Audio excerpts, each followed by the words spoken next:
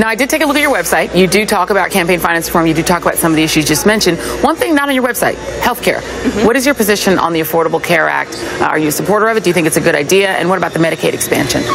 So I come at it from someone who was making payroll and looking at rising health care premiums as a CEO of an organization, of a small organization. So I think of it from a practical perspective. And I think if we were actually looking at how do we get more quality health care, constrain costs, and get more people covered, we would be having a different dialogue.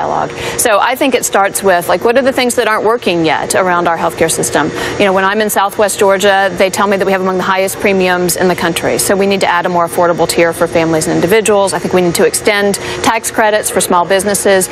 Because our state did not expand Medicaid, which I think was a mistake, but we need to make sure that we repeal the cuts that are happening or could happen to our rural hospitals.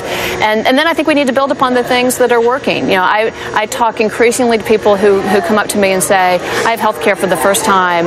I had a pre-existing condition, and I now have access to real health care, preventative health care. Or talking to a father the other day who said, all three of my sons, age 20 to 26, are covered, and I sleep at night because of that. Whoever the Republican is that faces you in November, they're going to run against you on Obamacare. Are you going to run affirmatively on the Affordable Care Act? I'm going to say we actually need to put people ahead of politics and focus on what do we need to do to expand Medicaid and to actually build upon the things that are working and change the things that aren't in terms of health care.